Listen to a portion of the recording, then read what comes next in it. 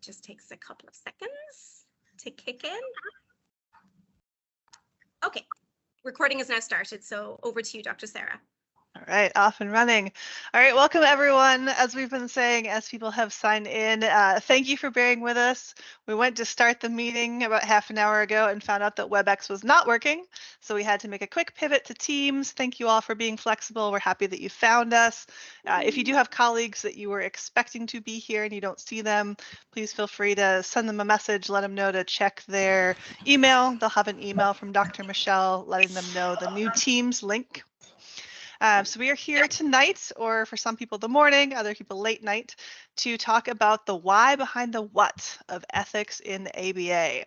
So you're going to have two presenters tonight. I am Dr. Sarah Mead Jasperse. I'm a BCBA-D, and I will be co-presenting with my colleague, Dr. Michelle Kelly, who is also a BCBA-D. We are both faculty members at Emirates College for Advanced Education in Abu Dhabi, so we're very happy that our college helps to sponsor this event. We are also offering free ethics continuing education units related to the Behavior Analyst Certification Board. I'll talk more about that in one or two more slides. And we are also co-sponsored by the Association for Behavior Analysis United Arab Emirates, so from that organization. So let us get into a few logistics, a few administrative items that I just updated quickly. I was going to give you an orientation to WebEx, but instead we'll do an orientation to Teams. I think that most of you are pretty familiar with Teams by this point, but you have control over your own microphones and cameras in Teams. So it creates an environment that's more accessible. You can talk more easily, but also it is a lot more you can have accidents that happen where your microphones and your cameras are on. Sometimes the default is that your microphone is on and your camera is on.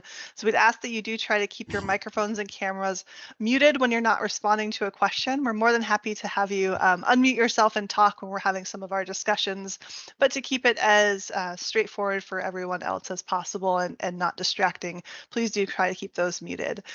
Please feel free to engage in the chat as much as you can. When you see me looking down, I'm looking at the chat. We've had so many people chime in there so far, so please feel free, if you haven't so far, let us know where you're signing in from. Let us know kind of your background if you want to. You may also tonight or this morning have a better user experience with Teams if you're on a computer rather than a phone. And that is because we actually have a lot of QR codes and some interactive activities throughout. So it may be easier if you're sitting in front of a computer and you could scan QR codes with a phone. So if you have the option to have a laptop or computer out, that might be easier. Now, there already have been some questions about certificates. We are very happy to be able to offer Behavior Analyst Certification Board, CEU certificates. So those are for board certified behavior analysts at the doctoral level, BCBA-Ds, board certified behavior analysts, BCBAs, and board certified assistant behavior analysts, or BCABAs. Those are the only three categories that we offer CEUs for. And there are two requirements. One, you have to be here live with us. So everyone who is here, not watching a recording, but here with us tonight, you're doing the first one. Second, you must take note of two code words. So twice during our 2-hour session, we will pause and we will say, this is one of your BACB code words. You need to make note of that. Just keep it to yourself. If you have a piece of paper, jot it down. Don't put it in the chat or anything. We don't want everyone else to see you keeping track of it. You're going to need it at the end to put into a form. We'll explain a little bit more, but you'll put it into a form and your certificate will be automatically generated as soon as this session is over. If you're watching the recording, we are very happy that you're here, but we are not able to offer CEU certificates to people who are watching the recording, only those of you who have attended live. And then we often get this question about whether our materials will be shared, and we are happy to share our materials with you. So slides, references, recordings, those will all be shared. You also can follow that reference list QR code to be able to look at the reference list throughout the session. So there are some references that you may want to pull up as we're looking at different foundational documents. So you may want to scan that right now and have it open on another tab on your computer. Michelle, is there anything that you would like to add to the administrative items while I take a quick drink of water? Sure. No, just to thank you again for everyone exercising such awesome flexibility this evening and pivoting from platforms. You can see I'm a little flushed. I'm not used to having to do such big problem solving with IT issues. We appreciate you joining us here this evening. But that's it. So all those links will be shared at the end of the session. So hang tight for the link to the CU certificates. And also we will be giving you a link for an evaluation survey. So yes, lots of resources coming your way. Yes, wonderful. All right, then to share a little bit of a plan of what you can expect this evening. So we're going to do some welcomes, some introductions. We know some of you, and we don't know others of you. So we'll give you a little bit of an introduction to who we are, and then we'd love to hear a little bit about who's in the audience with us. Then we'll talk about the Behavior Analyst Certification Board's Ethics Code for Behavior Analysts. We assume that many of you are familiar with this document, but if maybe you're a registered behavior technician, or maybe you're a parent and you're not so familiar with this code. So we're going to try to hit kind of in the middle. We'll talk about the basics, but we're also going to assume that you kind of have a working understanding of this document. Then we'll dive into really the meat of what we're talking about tonight, and that is significant historical events and documents related to ethics. Then we'll talk about some links between those historical variables and the BACB code. And finally, we'll wrap up by applying historical variables to novel ethical dilemmas in our field. So let's see. Starting first with welcome and introductions. We thought we might, rather than give you our credentials or our history of where we lived or where we worked, we thought we might give you a little bit about our ethical journeys as behavior analysts. So I'll kind of start with my story, and then Dr. Michelle will tell her story as an ethical behavior analyst. So I don't know, I guess I'm admitting this on a recording, right? But for a long time, ethics was just a class to me. It was a course that I had to take in my postgraduate training and my master's and my doctoral level courses. It was an ethics code I had to memorize. It was some scenarios that these items were applied to. It was the course that I wasn't raising my hand that I really wanted to teach. I wasn't against ethics. Certainly, I truly believe in them and want to engage in ethical practice, first as a practitioner and then as a supervisor. But it wasn't something that really got me excited or something that I wanted to dig deeper and deeper and deeper into. Until I started encountering scenarios in which I was getting different perspectives and different guidance on what I should be doing. For me specifically, it was related to research. And I was getting some requirements from this review board telling me that I needed to do this, and requirements from agencies telling me that I needed to do this. So that was the point at which I think that for me, ethics went from being something that's just part of the profession that you do to actually more of a passion and a journey, where I wanted to figure out if I was getting differing bits of advice or guidance, I wanted to go back to where it all began. I wanted to figure out why, which is really what we wrote a paper about this presentation came from. I wanted to figure out the why behind the what. So if we have certain expectations in our code of ethics as behavior analysts, why are they there? What were the historical variables that were responsible for them? So I would say I'm rather new to having ethics as a passion in my profession, but I was very lucky to, when I went through that journey, to have Dr. Michelle as my closest colleague right next door, who has a very different story in terms of ethics and her interest and passion. So I'll turn it over to Michelle. Thank you, Dr. Sarah. Yeah, so I guess, my ethics journey might stem from a little bit longer back than Sarah's, and it really started in my clinical practice, where I knew that in the Centre for Children with Autism that I worked at in Ireland, we did have an ethics committee where there were members from the community serving on it. So I knew they were there, but I didn't really know. I was never a part of that committee, but it definitely raised an interest in me, and okay, this is good that there is ethical oversight of the things that we're doing around.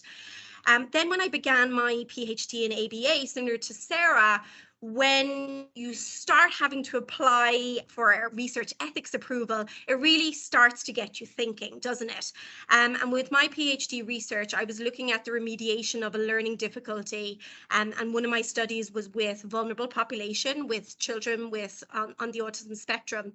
And really, I was questioned about obtaining assent, and that kind of got me thinking about, well, what does that mean? Is that meaningful? Do my participants, my research participants, actually understand what they are actually assenting to?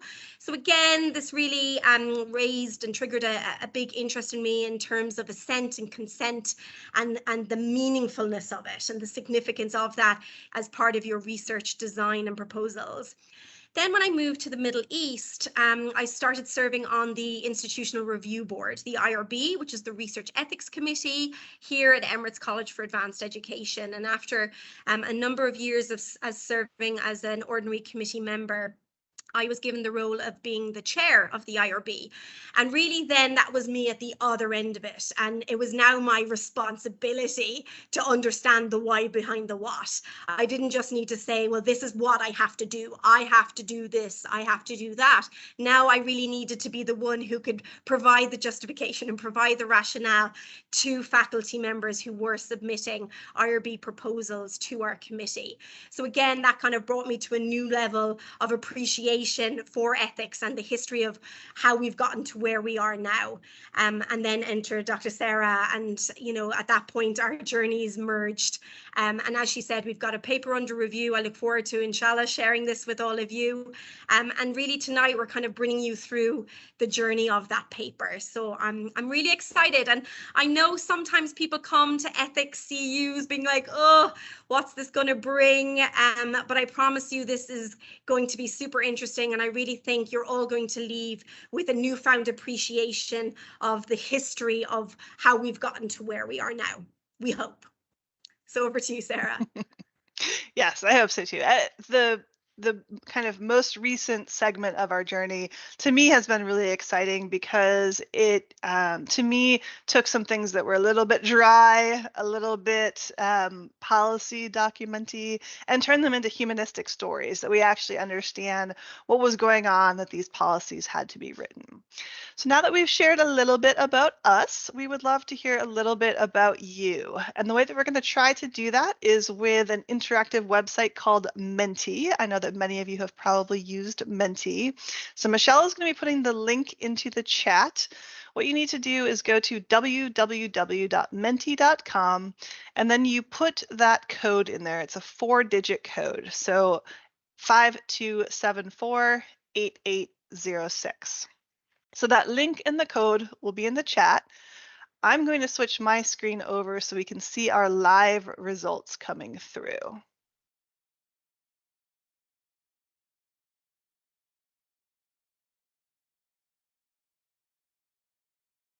So the first question you're going to see on your screens is, what is your role in the delivery of ABA services? This helps us understand who we have here. We know that when you signed up, we had everyone from, I saw at least 1 or 2 BCBA-Ds who have published on the topic of ethics in the crowd. So I hope if you're out there, you say so here in the question and chime in the chat with your experience. The code is not working. Oh, it looks like the code may have switched. Let's try the one that's up there. 134597772. This is the night of technological flexibility. So the same link, but a new code. 134597772. Tell me, what's your role in the delivery of ABA services? And there may be people who are more than one. So potentially maybe someone's a parent of someone who is receiving ABA services and at the same time is also a BCBA. All right, so Christy says it works. Fingers crossed that I see results starting to come through shortly. Did it work for anyone else?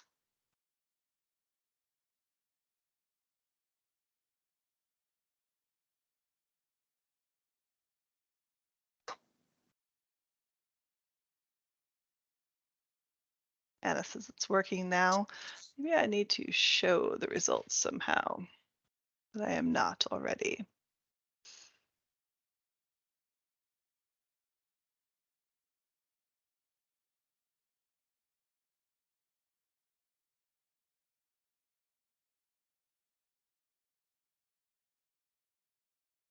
Not working yet for Raymond. All right, it's working for some other people. So let's go back to the presentations and see if they're up. Looks like we have actually, I think, 90 in so far. Perfect. Thank you so much for the feedback, folks, in the chat. And we'll get the graph up in a moment. Thanks, Allah. Raymond, if you haven't tried the code that was updated, there was an updated code. Thanks, Chow.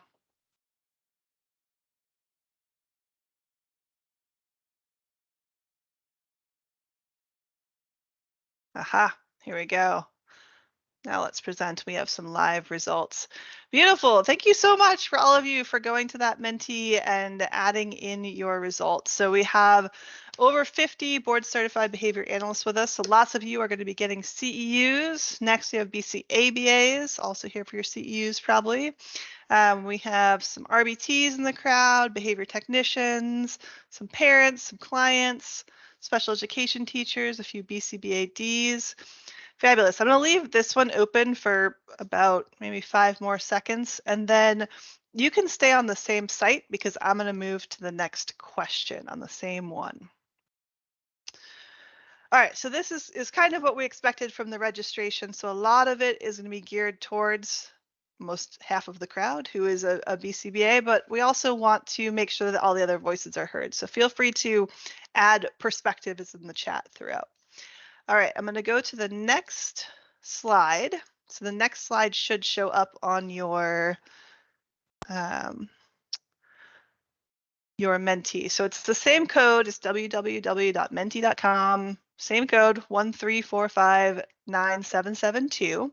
Ah, perfect, Beatrice. I should have put that on there. International Behavior Analyst. Thank you for adding that in the chat. I'll make sure to have that on next time.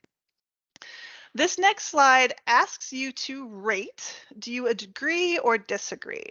And it's going to ask you 4 questions. Like, well, they're statements, I guess. I feel confident applying the BACB code in my work. That could go all the way from strongly agree to strongly disagree. Now, if you're not someone that has to abide by the BACB code, you can skip that question and go to the next. Next question. I encounter ethics questions regularly in my work, all the way from a 1 or a 0 to strongly disagree up to a 5 for agree. So we've had about 30 people so far, up to 40. So I'll let you keep putting these in.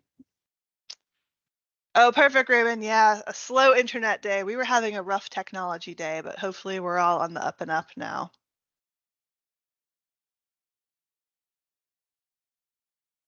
I think we had about 80 or 90 responses to the last one, so I will wait until we get up to that. So we're seeing as we look at these statements so far, say most people who are responding to this statement feel pretty confident applying the BACB code, which is good. A lot of people are encountering ethics questions regularly in their work, which to me emphasizes the importance of understanding the code. Not a lot of people know about the history of professional ethics, though. That's our lowest degree at 2.8. And then a little bit higher than that, people are saying, you know, when the BACB code doesn't give explicit guidance about a situation, I know what to do. So these are really interesting data. We hit 80 people, which is about the same number that responded last time. So I'll leave that up for another few seconds while we go back to our slide. So thank you so much for letting us know, who's here and kind of where you're at in your ethical journey.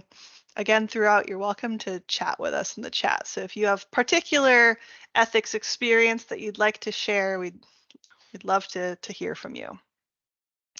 So let me get the chat back.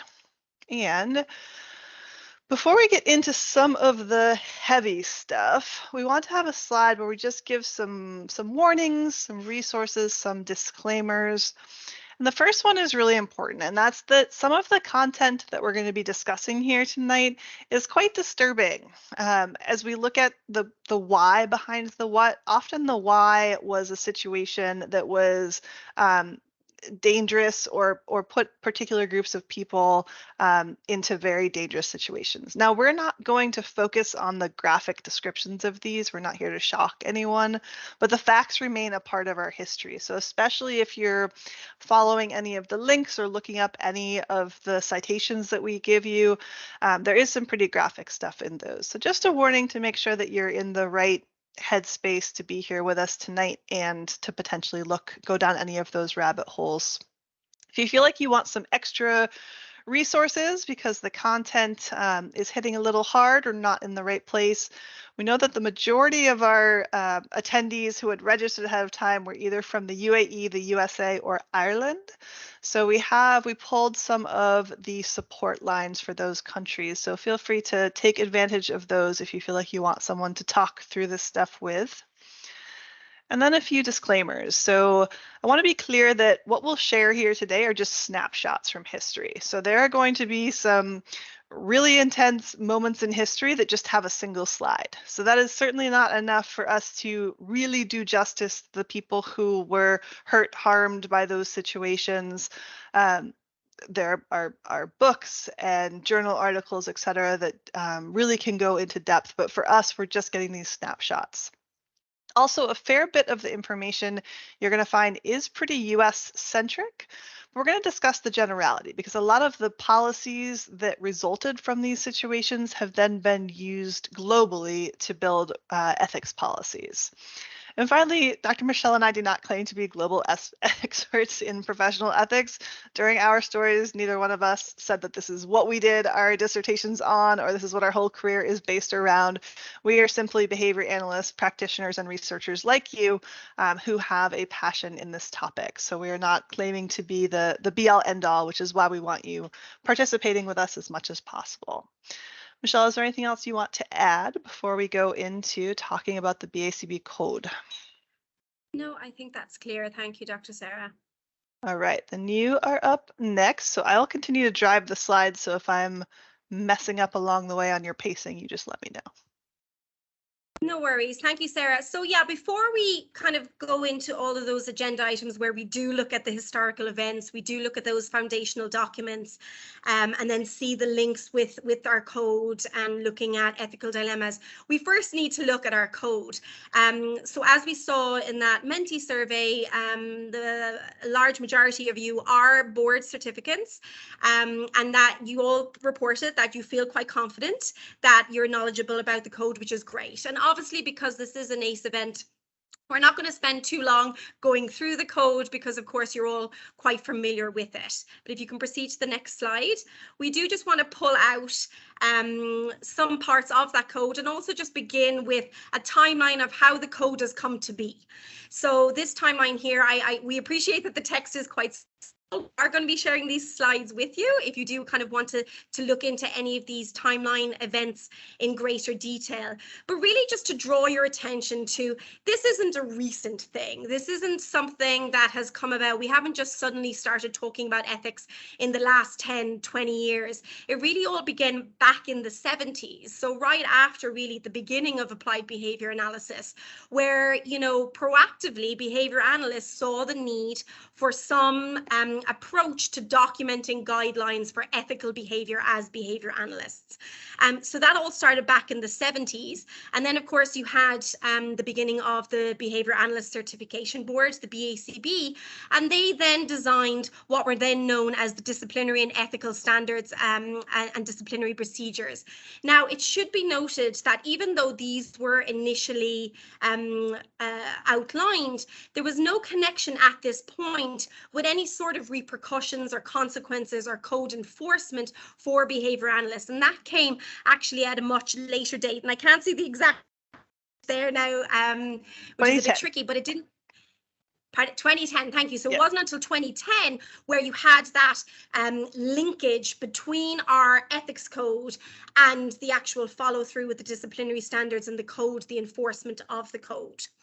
Many of you will be familiar with the previous version of our code, which was the Professional and Ethical Compliance Code for Behavior Analysts. And of course, that leads into our current code, which is the Ethics Code, or the Code for Behavior Analysts, which is what we will be referring to throughout the rest of our session this evening. So really just nice to know where we came from, the fact that, you know, behavior analysts were quite proactive in their understanding that there needed to be an acknowledgement of the importance of ethics in both practice and research, and looking at how far we've come to today. So if you can go to the next slide, please, Sarah. Thank you. So this is our current code for BCBAs, BCABAs, BCBA-Ds and applicants. And this went into effect at the start of this year. So this is now the code that we are all bound by BACB certificates. And this really covers and applies all professional activities, not just for researchers, not just for practitioners, but in all elements of our professional lives as behavior analysts. And again, there's the QR code. All of these links will be provided to you in the references as well. And yeah, and as Dr. Sarah is saying in the chat, if you want, please feel free to open a copy of the code. Dr. Sarah, you might want to just put a link to the code in the chat for us, for those who are on their phones, so that you can see my walkthrough through this code.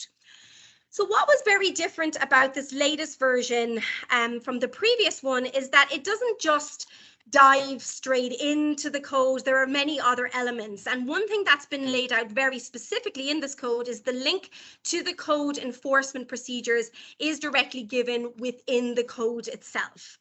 So if you can just go back a second, Dr. Sarah, to the previous slide. Sorry, I was grabbing the link for the phone people. Here we go. That's okay. So there is a direct link to the code enforcement procedures, which makes it very clear for us, okay, if there has been an infringement of or a violation of a BACB code, this is what you do. So linking those very clearly. Guidance is also given for interpreting the BACB code. We all know that this code cannot be exhaustive. It simply cannot. No document can outline every single situation or scenario that we may face in our lives as a behavior analyst. It's next to impossible. So instead, it's really important that we understand how to use the code to the best of our ability to apply it to any scenario that we face. And as you saw in that Menti survey, quite a lot of you are facing ethical dilemmas and scenarios in your workplace on quite a regular basis. So this is important that we all feel confident and competent enough that we can apply the code to our own practice. Okay, Dr. Sarah. So, as I said, it does not dive straight into and you'll be familiar with this. First, it outlines the core principles. So 4 core principles are outlined in your code, and they are, we need to benefit others. Now, what does that include? That really talks about the protection of the welfare and the rights of our clients. It's talking about looking at the effects of your professional activities, the need for effective and respectful collaboration. Now, that phrasing of benefiting others, where did that come from? What is the history of that? Is it specific to behavior analysts? Is it an ethical core principle for other professionals? And again, this is something we'll be looking at as we proceed through the session. Equally with treating others with compassion, dignity, and respect. And here you're looking at things like confidentiality, respecting your clients or your research participants' privacy, and looking at clients' right to choice and self-determination. And again, where did this come from? Why did the BACB ultimately decide that this should be one of its core principles that we as behavior analysts should adhere to? The third core principle is behaving with integrity, being honest and trustworthy, working to create professional environments, educating others about the ethics requirements, setting up that ethics culture. Again, where did this come from? Why was this chosen as a core principle? And finally, ensuring their competence. So are we as behavior analysts, aware and adhering to our own boundaries of competence and the importance of that. So underlining or underpinning the rest of the code are these 4 core principles. And we as behavior analysts need to be mindful of these core principles as we consider any ethical situation or scenario. Next slide, please, Sarah.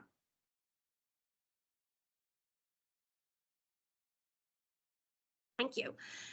Now, again, another really useful addition to the code, and I'm not going to spend a huge amount of time on this again because this is an ACE event and our intention is to go beyond what is expected to become board certified in the first place, but is this addition of an 11-step systematic approach to making decisions related to ethics. Really helpful. Now, again, it can't be so specific.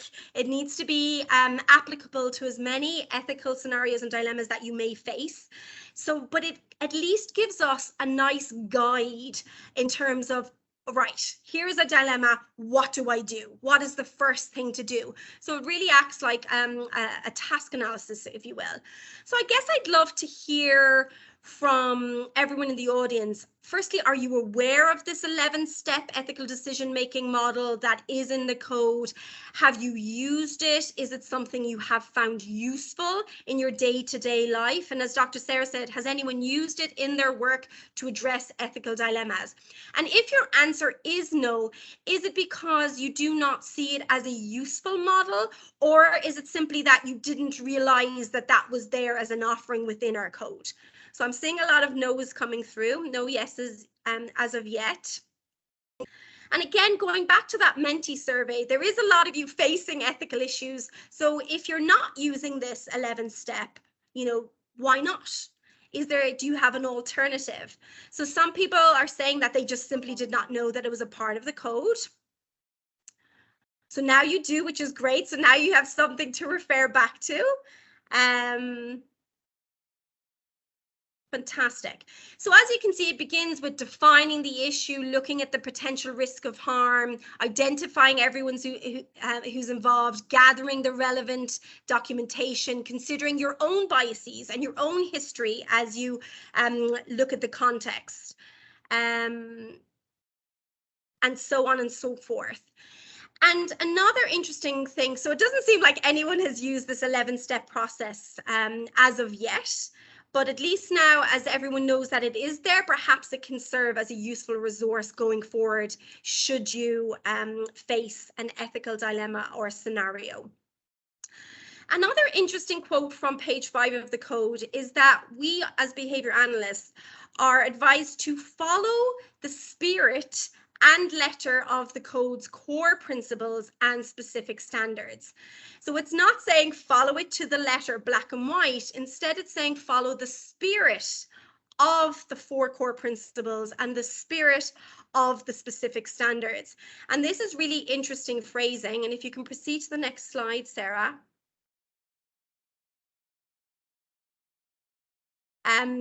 We're going to want to get your take on what your take of it is in terms of what to you does that mean, following the spirit and following the word of the thing. But what the code does offer as well, before we dive into the standards, is a glossary. And this glossary was previously at the back of the code, but I think what the BACB realized is not many people made it to the back, so they moved that glossary forward because, of course, as you proceed through the code, it is really important that you're very clear on what each of these terms used. And there's many terms defined within this glossary, but 2 that we've pulled out are informed consent and assent.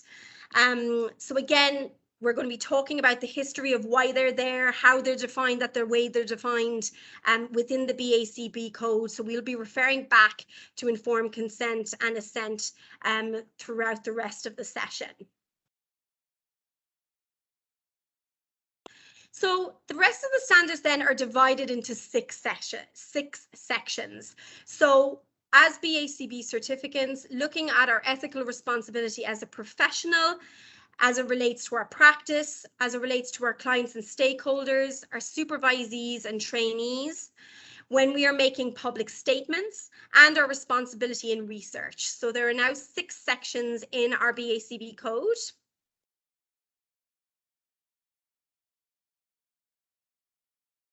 Dr. Sarah, you can move to the next one. And again, some standards really pulled out here because they're particularly relevant to our discussions that are going to be taking place for the remainder of the session. Firstly, looking at 1.13, the nature of coercive and exploitative relationships, and looking at how the BACB has defined this or detailed this. Behavior analysts do not abuse their power or authority by coercing or exploiting persons over whom they have authority. Now, again, this is not entirely objective. What do we mean by coercive or coercing or exploiting persons? What does that include? What does it not include? So again, it's not explicit. You know, there's not operational definitions provided for every single verb that is used across this code.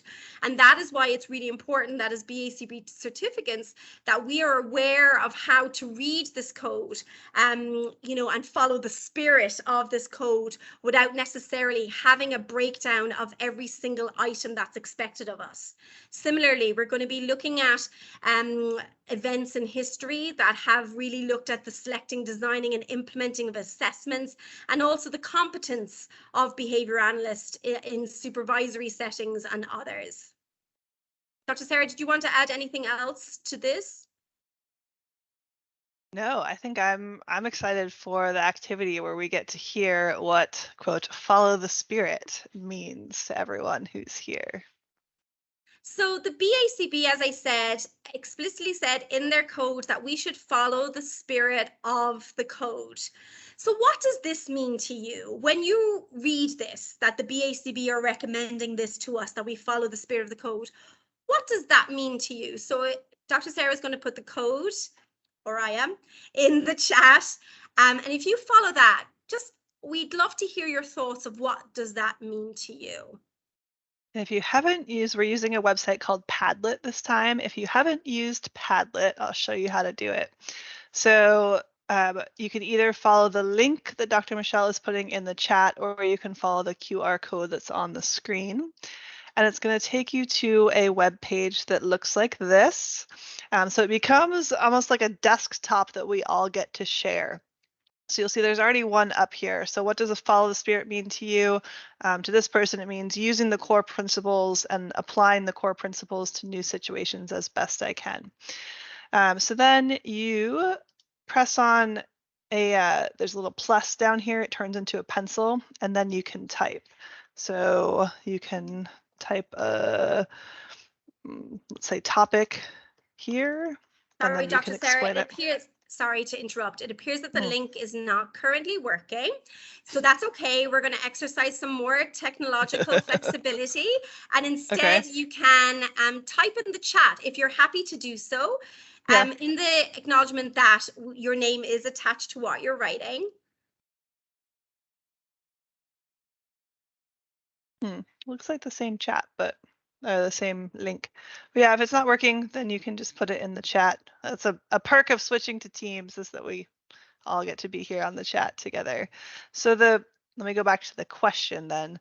So the question is, what does follow the spirit mean to you? This is literally written in the BACB code. It tells us to follow the spirit of the code. What does it mean? Perfect. Thank you, Jocelyn, for popping that in the chat. Make your best, I was merging them. Make your best clinical judgment at all times. And Amna saying use professional judgment. Love it. I got a thumbs up on Jocelyn. Someone agrees. Yeah, if you like someone else's particularly, you can like theirs as well. What does follow the spirit mean to you?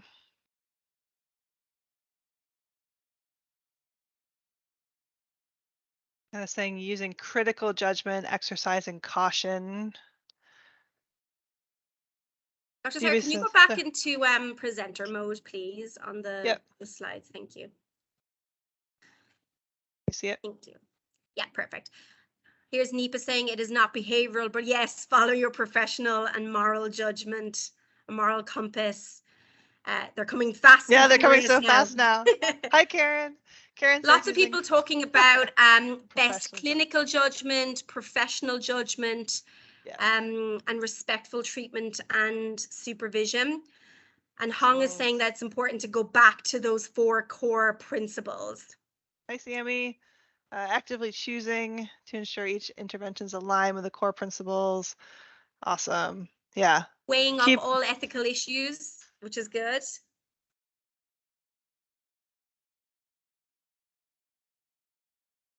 We'll let those continue to come in. If you're kind of mid idea, feel free to finish it and send it in. You all have come up with absolutely fantastic guidance for how to follow the spirit. So using your professional judgment, going back to the core principles, exercising caution. What we're hoping to do here today is give you one more tool that you can use when you are following the spirit and exercising your clinical judgment. Is that of understanding the history of where some of this might have come from. So again, you're welcome to keep them coming into the chat, but I am going to move us on to the next section. Unless, Michelle, do you have anything else to wrap us up here? No, but I just wanted to kind of highlight Whitney's comment. I quite liked it, using the core principles, but also reflecting on how best to apply given the culture where you're working. So I think that was an important one just to highlight, that we really contextualizing your analysis of the code and its application. So that's fantastic. Thank you all so much for your contributions. Yeah, wonderful.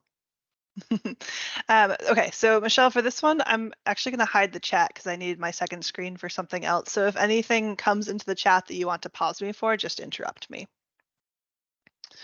All right, so we're going to head into significant and historical events as they're related to ethics. So I'm going to begin our kind of journey through the history about 100 years ago, looking at early behavioral and medical research with humans. The reason I'm starting here is certainly, people, as long as there have been people have always been interested in how the human body works and why we behave the way we do. But this was the point at which we really can start looking at research that was done in a similar context a little bit to what we have today. So to answer research questions, maybe done in a university context, hopefully being disseminated for the good of society. So we'll start there. We're also going to start with an example that probably, if you took an intro to psychology course at any point, you might be familiar with, and that is the study of Little Albert, done by Watson and Rayner. So this is often told in psychology classes as both a cautionary tale, but also to share the empirical findings. So this is a study in which little Albert, who you see there, he had grown up in a hospital. It's a little questionable whether he had any maybe neurological difficulties or other reasons why he might have been in the hospital, or if he was typically developing in all ways. So this was a research study where they were looking to condition a fear response to stimuli that Albert had not previously been conditioned to fear. So as you see on the left, this is the beginning of their article. It says his stability was one of the principal reasons for using him as a subject in this test. So he didn't show that he was scared of a lot of things. He wasn't crying a lot. He was just kind of a chill baby. So then they started pairing stimuli like a white rat and other items with the sound of a loud hammer hitting a steel bar. So something that would give you a startle response. And eventually Albert started, shaking and crying and trembling and demonstrating a fear response to these stimuli that previously had not evoked a fear response for him. So that's an interesting psychological finding, but it's also a cautionary tale about the responsibility that a researcher needs to take. So as far as we know, this fear response was never reversed with little Albert. So he became to kind of show this fear response to rabbits and rats and other little white fluffy animals, but they never reversed to that conditioning because he left the hospital too soon for them to do that. So there's some evidence to suggest that they might have known that he was going to be discharged early. So it definitely is just the first place to start, that if you're working with individuals, you think about the risk that's involved and what might be harmful, what might not serve any direct purpose to that individual. So getting started with little Albert, we'll move on now to another study that was done about a decade later, but actually went on much longer. So in 1932, a group of medical researchers in Alabama started studying the disease syphilis with a group of Black men who they were diagnosed with syphilis, but many of them were unaware of their diagnosis. Many of them were both economically and socially disadvantaged and vulnerable. And they were enrolled in this study under the disillusion that they were going to be getting medical care for free. But what the researchers were actually doing was they were studying untreated syphilis. I don't know if you can see, depending on what device you're on, but you can see the title of this paper. It says Alabama Untreated Syphilis Study. Even once known treatment regimens came to be, the researchers continued to willfully withhold that treatment from the participants in this study. This was even after many of the participants died from the disease during this study.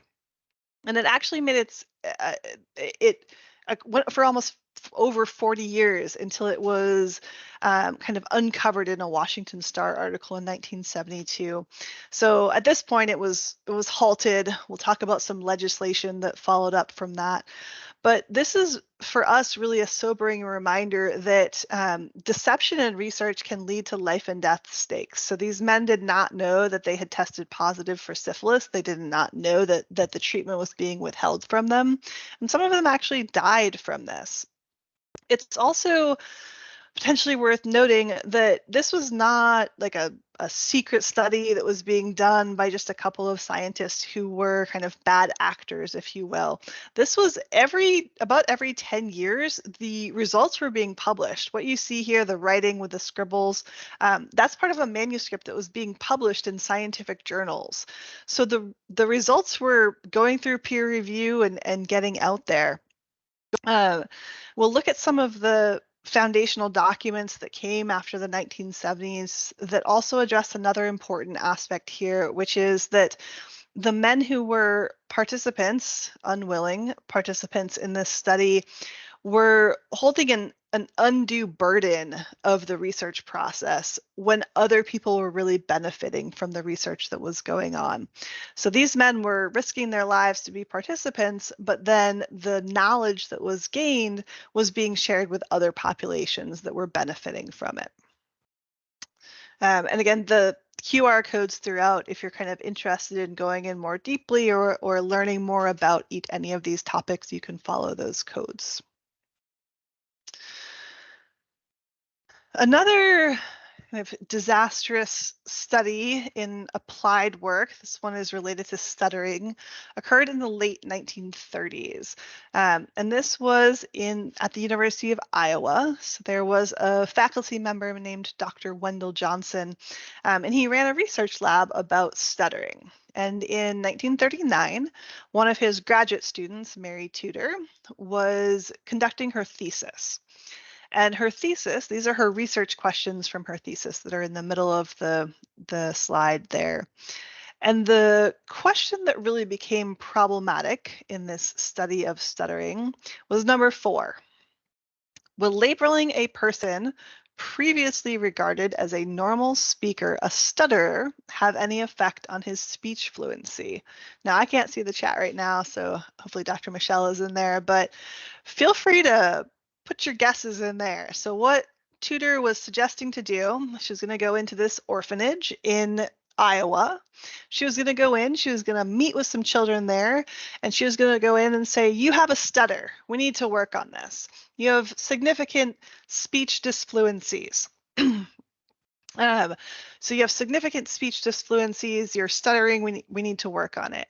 And Tudor wanted to see if any of those children who previously had no speech disfluency at all actually acquired stuttering. Any concerns that you might have, feel free to put them in the chat. Unfortunately, the answer was yes. So she went in, she was doing this study, and she actually found when she was labeling people who previously, again, were labeled as a normal speaker, labeling them as a stutterer, they actually did develop speech disfluencies that, beyond the data here in her thesis, lasted their lifetime and had substantial social consequences for them. So this is another example of research that is really not putting the best interest of the person at the center of it. Examples of not, just like little Albert, not reversing negative consequences. It's also an interesting situation related to competence and supervision. So you'll notice in our code, we talk about that a lot, right? You have to be working within your scope of competence. If you're supervising, you have to have the credentials to do that. So there's also a question about whether she was being fully and properly supervised by her thesis supervisor as she should have been, or was she kind of off on her own? Again, each of these are just kind of snapshots through history, so I would love to get into the nitty gritty of each of these, but I'll kind of leave it at that, it prompts important questions about responsibility and competence and training and supervision in graduate student research. Now, the next slide takes us into some really dark stuff, specifically criminal research activities related to World War II. So during World War II, one of the many atrocities that occurred then was the medical experimentation on prisoners. I'm not going to get into too many of the gruesome details, but they were looking at research topics about like altitude limits with parachuting, treatments for hypothermia, ways to produce potable water, methods for treating lethal injuries, etc., on otherwise healthy individuals. And as you can imagine, many of these people were kind of permanently afflicted and affected by the experiments. Many of them died through these experiments. So at the end of the war, there were the Nuremberg trials. Specifically, there was the Nuremberg medical trial, or also known as the doctor's trial. So in late 1946, criminal proceedings were brought against 23 individuals sitting there on the right. And they considered the occurrence of criminal acts in research ethics for the first time, really had a worldwide stage of what was going on in medical research. And there really weren't any standardized research norms or written policies. So one of the outcomes of the doctor's trial was that they wrote 10 points about permissible medical experimentation. It came to be known as the Nuremberg Code, which we'll look at on the next slide. So this was written really to address research in general, not solely as kind of a retrospective look at what happened during the war, but rather as a set of guidelines to be used in the future. So the Nuremberg Code, this is the only document I'm going to put in full on the screen because it's so critical to understanding all of the other research ethics documents that have come since that time. So you can follow the QR code to get a copy for yourself. But again, these are the guidelines put forth for permissible medical experiments. You can see the very first thing that they have is voluntary consent. That was something that none of the I hesitate to call them participants because they were not willing participants, but voluntary consent is absolutely essential for anyone participating in research. It has to yield fruitful results for the good of society. Number 3 has become a little controversial in contemporary times, but it should be human research should have first been based on the results of animal experimentation. Have to avoid all unnecessary and physical, mentally suffering or injury, and so forth. Number 8, one to flag up too, experiments should only be conducted by scientifically qualified persons. Number 9 is saying that anyone, especially the participant, can bring the study to the end. They can say that they don't want to participate anymore. And number 10, the scientist researcher absolutely has to. So I'd love to hear in the chat from what you know so far, what kind of wording do you hear in the Nuremberg Code that you've heard in the BACB Code? Do you see any connections? Dr. Michelle is going to take us through an activity in a minute to actually link those things. But for now, you could just do it in the chat. Does any of this sound familiar? Michelle, is there anything in the chat that I should be aware of before I move on? So Sandy's just come through mentioning consent. Mm-hmm. Again, someone else has said Yeah. informed consent, voluntary consent. Consent is coming through a lot from our participants. So now, if you've used the word consent, you know where it really, really got its core in policy was back to World War II and the Nuremberg Code. A couple of others coming through, competency, ability to terminate, qualified persons, do no harm. Yeah, yep. Avoiding mental or physical harm. Yep, so they're all going to be ready for your activity. All right, so I will take us through now kind of mid-century research and clinical work. So that was so far kind of older stuff. We'll get into some more modern situations and applications and then talk about some of the policies. We have about an hour left, so that should be good timing. So we'll kind of pick up in the 1950s and go from there. So I don't even sometimes know where to start with Willowbrook State School. So there's a lot going on. If you've heard of Willowbrook State School, feel free to say it in the chat. But Willowbrook State School is famous, unfortunately, for a lot of atrocities that happened there. I'll kind of start with what's going on the right side of this screen. So Willowbrook State School, it was a residential facility in Staten Island in New York in the USA, and it was established to serve children with disabilities. It's well known for some really, really extreme abuses, deplorable conditions that were made public by the journalist Geraldo Rivera with a special report that he made, as well as Robert Kennedy really took up the cause. So proceed with caution. That QR code takes you to the video. And again, it's really, really heavy stuff that's in that video. So there were kind of dual concerns here, really awful conditions, terrible clinical work going on. But at the same time, they also had a really expansive research program. Among other things, they were researching hepatitis and other infectious diseases. So under the study of a couple of them, there's the director there on the left side, as well as Saul Krugman, hundreds of children who did not have hepatitis. So hepatitis was a very common disease that would show up in group living situations.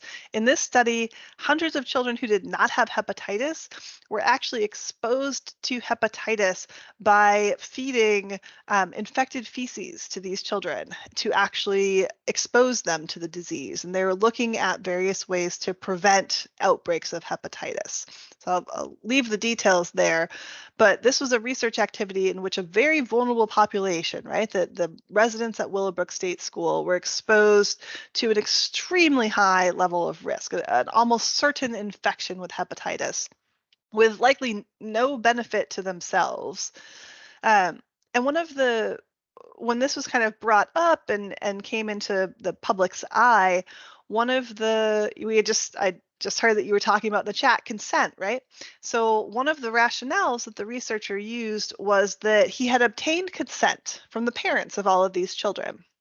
So over here on the left side of your screen, again, I don't know what kind of device you're on, but if you can read it, here's a consent form for participating in this study. So yes, there was a consent form, but there's reason to think that the parents were led to believe that consenting to participation would move them to the top of the waiting list for the school. And they may not have really understood the risks involved. The way that the study was communicated to them was very kind of surface level and accented the kind of positives of it without really going into the risks of what was involved. So, even if they signed them, it's likely that it was done with a lot of coercion, this contingent offer of admission.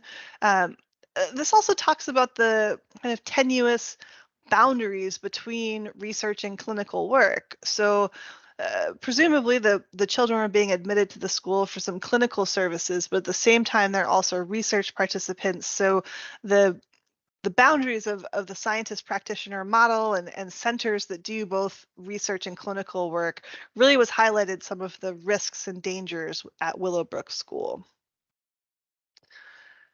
Here's another kind of medical ethics situation that's still ongoing. I don't know if you've heard of Henrietta Lacks. But Henrietta Lacks was a woman who sought care for cervical cancer at Johns Hopkins University in the 1950s. This one's actually still, to a large degree, unresolved at the center of current medical research ethics. So during the course of Henrietta Lacks's treatment, cancerous cells from her, they were extracted and studied. And they noticed that her cells had the unique ability to survive and reproduce. They were, in a sense, immortal. They called them HeLa cells for the first letters of her first and last name. And they set them out into the community. So all scientists could access these HeLa cells. And they have been shared incredibly widely. They've been used in the development of thousands of medical discoveries around the world. Most recently, well, I'm probably behind the ball at this point, but they were used in COVID-19 vaccines. They're still being used. And she, as you can guess, was not recognized, compensated, or otherwise. Hang on, I feel like I just heard does my audio still sound okay? I just heard my microphone go off. She was not compensated, or consent was not obtained from her. Her cells were just shared out there. So there's a consent issue, also a privacy issue. So really private genetic information of not only her, but you can see on the right, here's many of her family members. So now their private genetic information is kind of out in the domain. So Rebecca Sloot wrote a book about this if you want to dig a little bit deeper. But here's a really critical situation in terms of how we think about our ethics of consent and privacy and confidentiality and all of those items.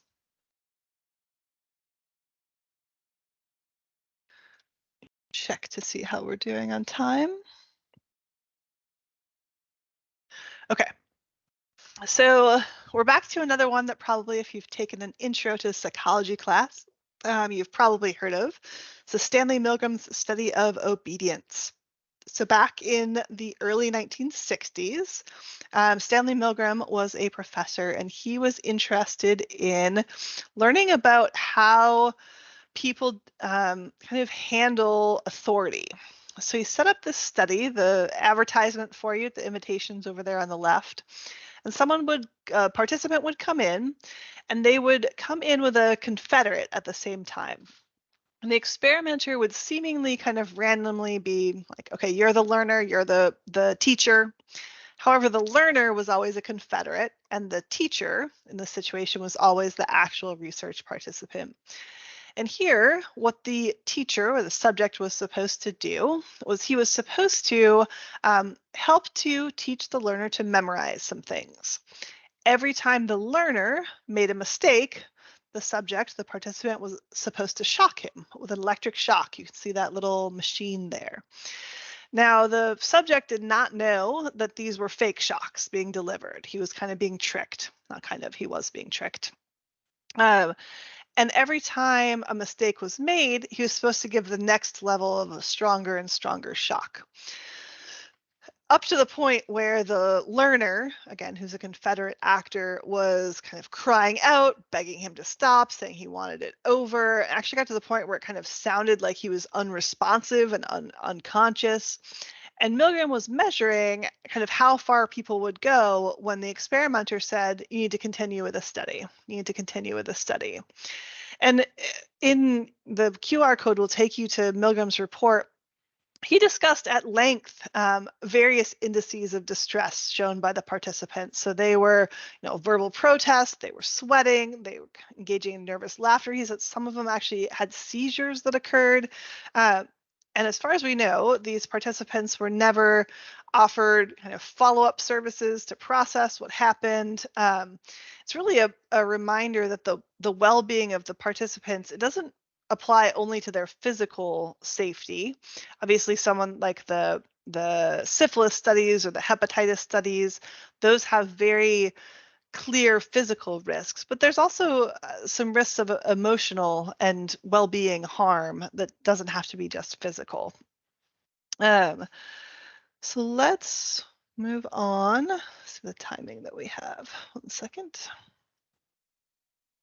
All right, so our last example, and then we'll move into some documents. So this one, if you've read the Bailey and Birch ethics book, this is kind of how the chapter, the whole book starts talking about Sunland Training Center in Miami. And they talk about the evaluation of what was called the Achievement Division in Sunland.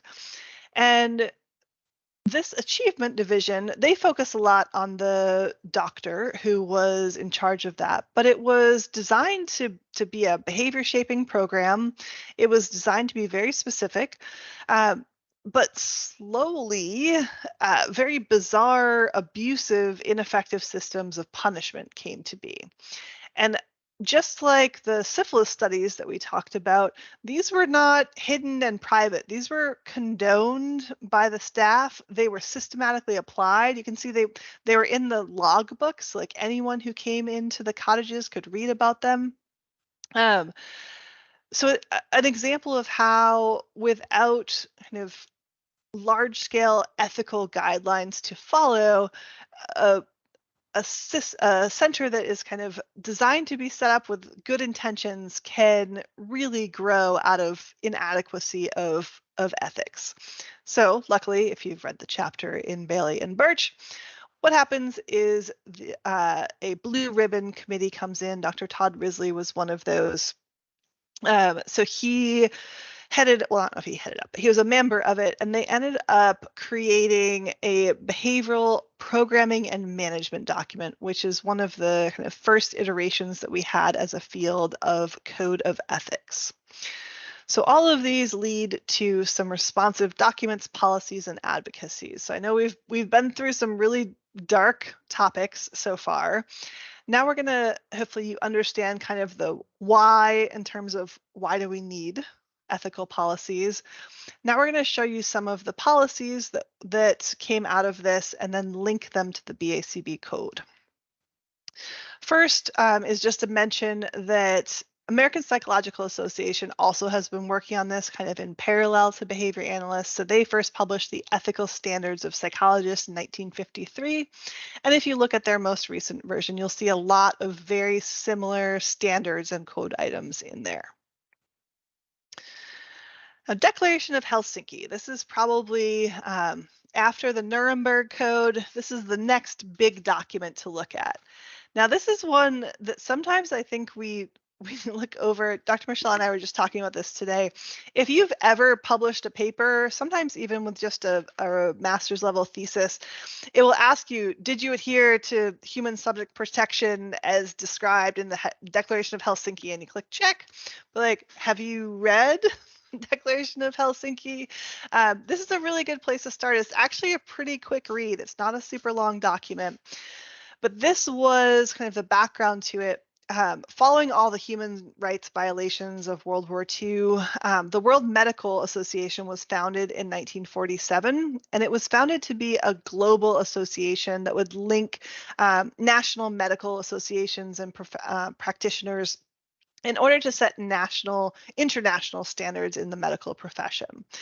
So then at their assembly in Helsinki in 1964, the membership adopted this, what's now known as the Declaration of Helsinki, which outlined guidance for researchers undertaking medical research activities.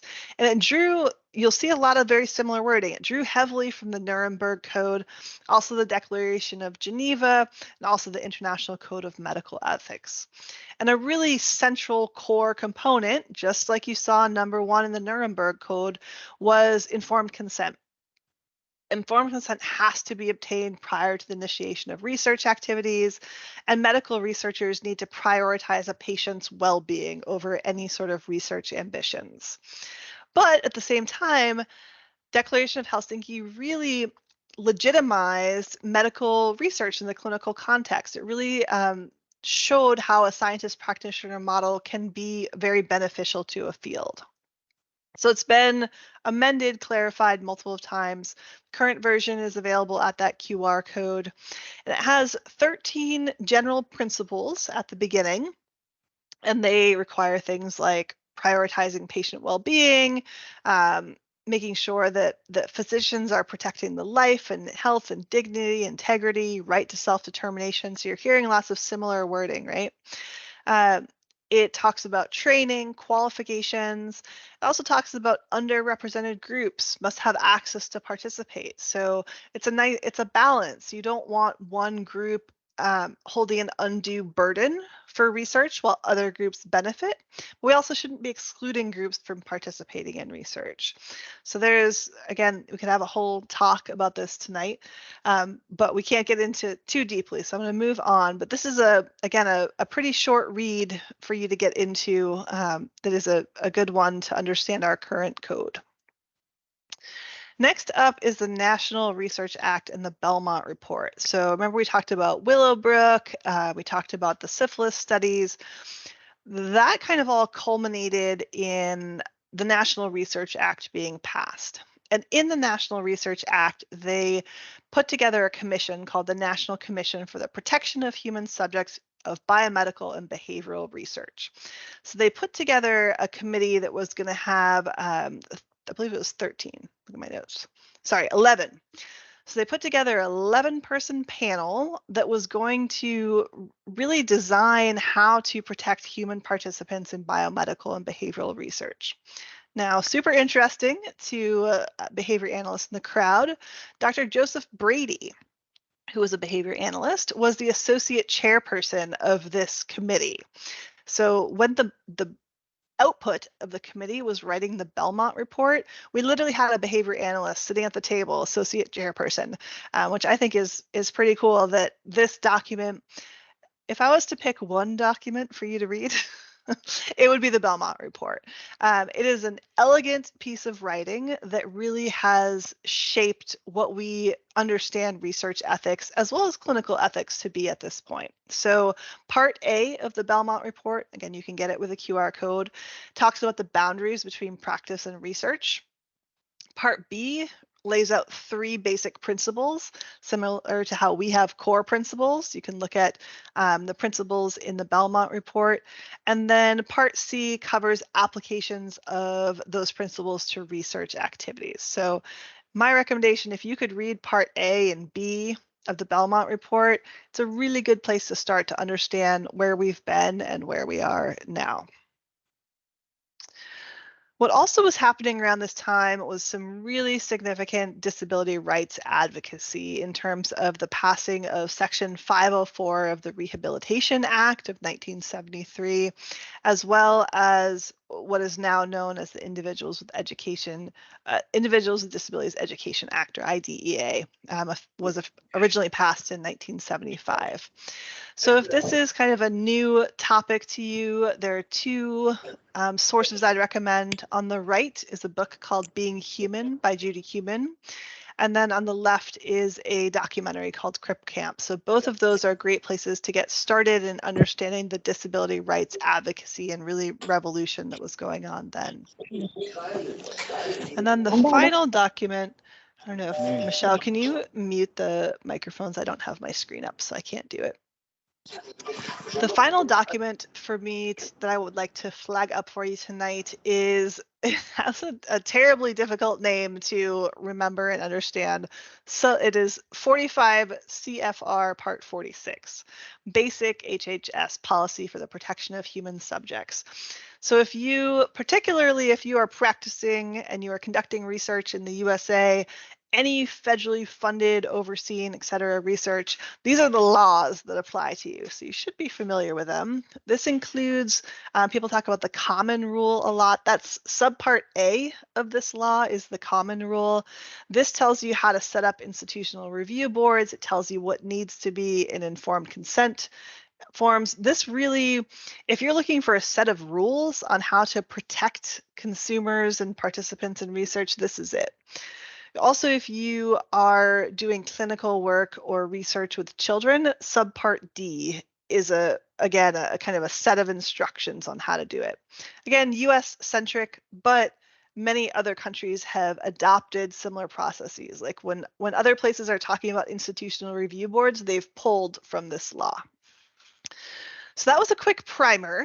What we're going to get into now is actually drawing some links, looking at applying those historical variables to novel ethical dilemmas. So this is what I covered in about 45 minutes. So historical events, we talked about Little Albert, the syphilis study, the stuttering study, the Nazi experimentation. We talked about Willowbrook State School, Henrietta Lacks' HeLa cells, Milgram study of obedience, Sunland Training Center, and disability rights advocacy. And then we talked about some foundational ethics. We started with the Nuremberg Code, talked about the APA ethical standards, talked about Declaration of Helsinki.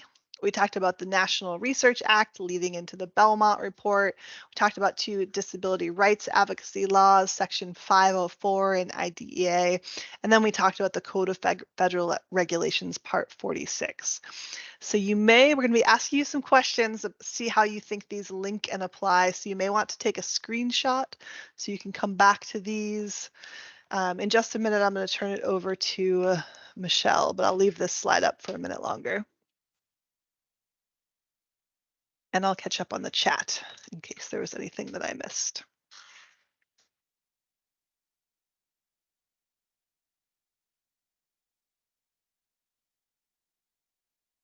You missed a reference to the original Ghostbusters movie. Yeah.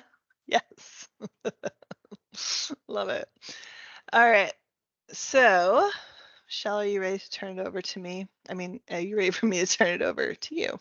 Yes, please. So you can go on to the next slide. So thank you, Sarah, for walking us through, quite a harrowing history. There was a lot of expressions of shock and dismay in the chat.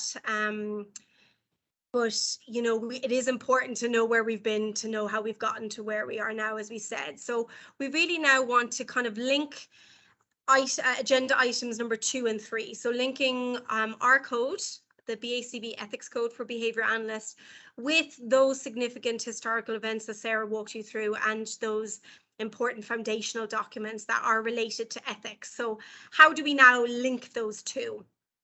So if you could just take us to the next slide, please, Sarah. So Sarah and I have chosen some subcodes from our ethics code. Please do not follow this QR code as of yet. There are some issues with it, so I'm going to give you a new link in the chat. But so I'm going to post that right now. So if you follow the link that's in the chat, and what we want to do is look at 2.08 of the BACB Ethics Code, which is about communicating about services. So as BACB certificates, we are ethically obliged to use understandable language in and ensure comprehension of all communications with clients, stakeholders, supervisees, trainees, and research participants. So we know this. We know that on a day-to-day basis, when we're working with our clients, when we're working with our stakeholders, when we're working with our research participants, we can't be going on and on with our ABA speak. We do need to use language that is understandable and comprehensible to all. So how does this subcode relate to everything that Sarah's just walked you through? How does this relate to those historical events? And if you can go to the previous slide, Sarah, how does our ethical obligation to communicate about services in an understandable way and the importance of that clear communication with our clients and our research participants, how might that relate to some of those historical events that Sarah's highlighted there, or some of those foundational ethics documents? So in the chat, there's an issue with the Padlet that Sarah is up, and I think I figured it out because it was an institutional Padlet, so I think it's just to be used internally. So I've given you a new Padlet in the chat. So if you follow that, and Sarah, if you don't mind, I'm going to actually share my screen, if that's okay. And what I would like you to do is, if you can go down to the bottom, for those of you who are not familiar with Padlet, on the bottom side of your screen, you will see a plus. So click on that and put in your subject. Maybe it is that I see lots of you already typing. The subject is the title, so you might want to relate it to the Sunland or to the syphilis study, or if you don't remember the name, no worries at all. Just put in whatever subject heading you want here. So like put the title here, and then you can write whatever you want to say here. Write example here, as short and as long as you want, and then you simply click on publish and it'll pop up on the screen. So you can see that someone has related to the Willowbrook State School, that communicating with the family what actually would be studied in the research in layman's terms is really important. Someone else has also related it to Willowbrook. So the importance again about communicating about services in understandable language. So I'll give you a couple of minutes to write, and in the meantime, I'll read out the rest of that code to see if it triggers anything else. Before providing services, behavior analysts clearly describe the scope of services and specify the conditions under which services will end. They explain all assessment and behavior change intervention procedures before implementing them and explain assessment and intervention results when they are available. They provide an accurate and current set of their credentials and a description of their area of competence.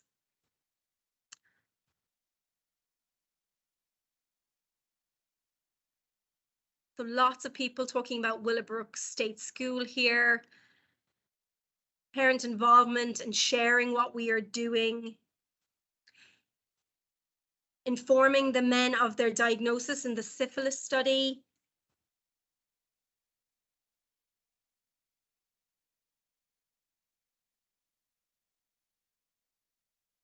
Someone has related the subcode 2.08 to the Milgram study, not explaining the scope, not stating when to end the study. These are all really good. Thank you all so much.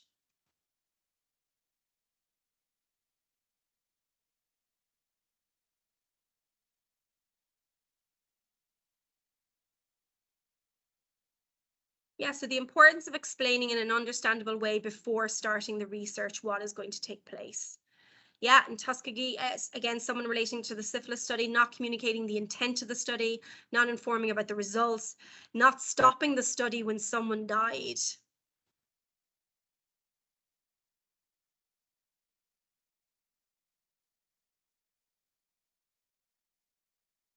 Yeah, informing harm that could come and giving them the right to withdraw or letting them know that they can withdraw. So you can see they're all coming in fast and furious now. And we will share these results with you as well. So someone has related this to the Little Albert study, saying parents should have been communicated with about a reversal at the end of the research. And that's something that Dr. Sarah and I also discussed. Again, the syphilis study, not communicating what the study was about. These are all fantastic. Thank you so much.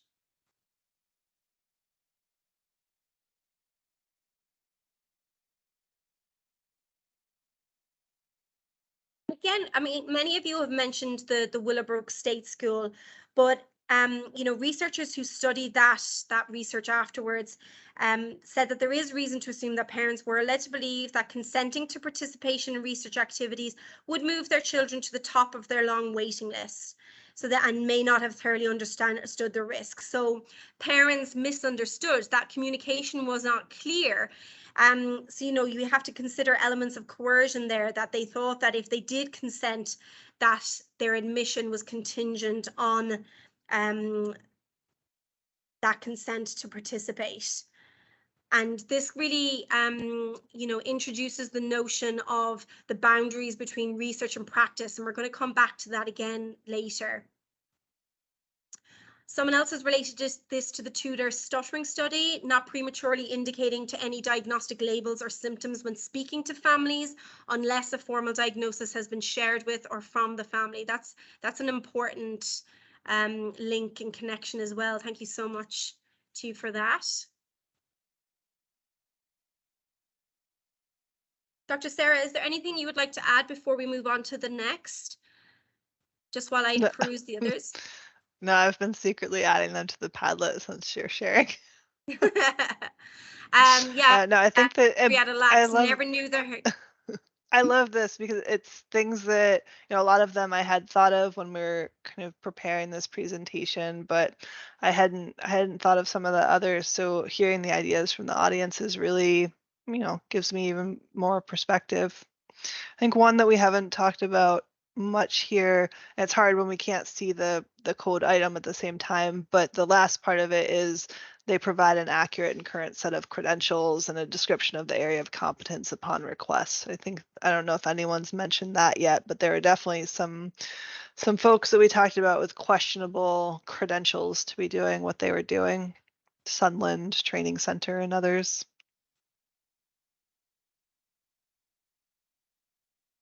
Okay. What if, as I look at the timing, Mm-hmm. you said you made Padlets for 3 of them, right?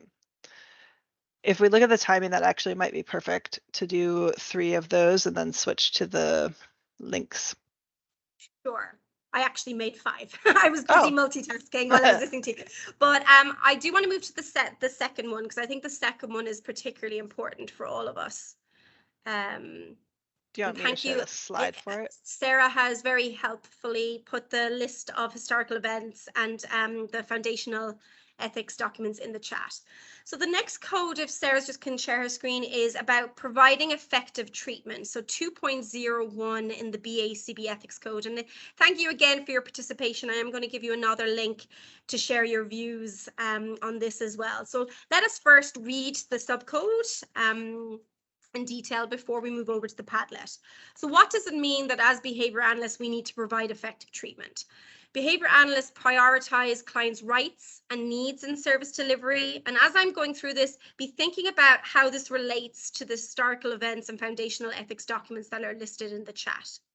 Behavior analysts provide services that are conceptually consistent with behavioral principles, based on scientific evidence, and designed to maximize desired outcomes for and protect all clients, stakeholders, supervisees, trainees, and research participants from harm. Behavior analysts implement non-behavioral services with clients only if they have the required education, formal training, and professional credentials to deliver such services.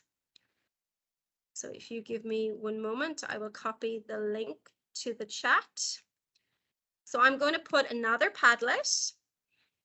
The link is in the chat, so you should be able to follow that. And again, the question is, how does this BACB code item link to the historical events and/or foundational documents that Sarah walked you through?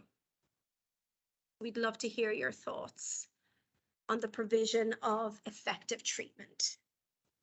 Who did or who did not provide effective treatment?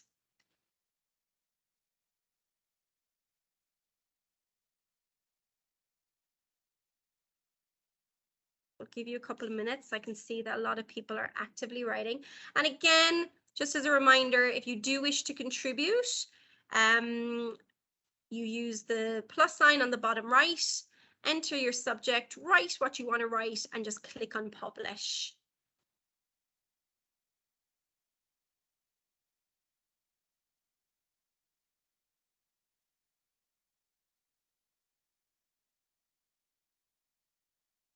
So someone has related this to the Declaration of Helsinki, which tells us to prioritize patient welfare over everything else.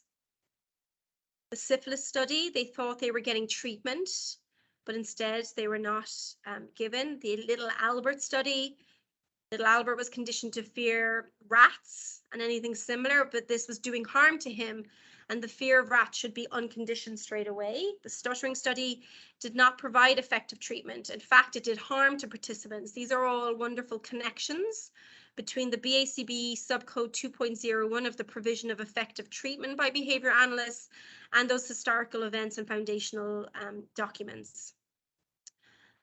Someone in our audience has linked it to the syphilis study and Milgram's study of obedience. Neither of those studies considered the harm that would be brought to their participants. The stuttering study did not provide effective treatment. The Belmont report, this would violate Parts A and Part B. The syphilis study was ineffective as unsafe treatment. Someone has related this to Sunland training, where, let me find it, it keeps jumping, failed to provide treatment that actually helped the students. They initially tried implementing a token economy, which went wrong. It also raises questions of supervision and if there were effective supervisors who were actually approving all of this. And that's an important point. Someone has written that there is a link to historical events. Pretty much most of the studies did not take into account their participation and their participants and how the research was affecting these individuals. They ignored participants' welfare and non-evidence treatments have been used. Thank you so much for that. So someone is related to Henrietta Lacks, did not consider the emotional distress to the client. And as Sarah said earlier, it's not just about physical harm, you know, looking at the well-being and mental health of our clients too. So thank you for that comment. Making sure I didn't miss any. Yeah, so again, in the syphilis study, they were not given treatment for their condition. Researchers used information from their study for their own personal gain. So all events, right from Little Albert to the Sunland training, had a piece to share on effective treatment or welfare of the participants.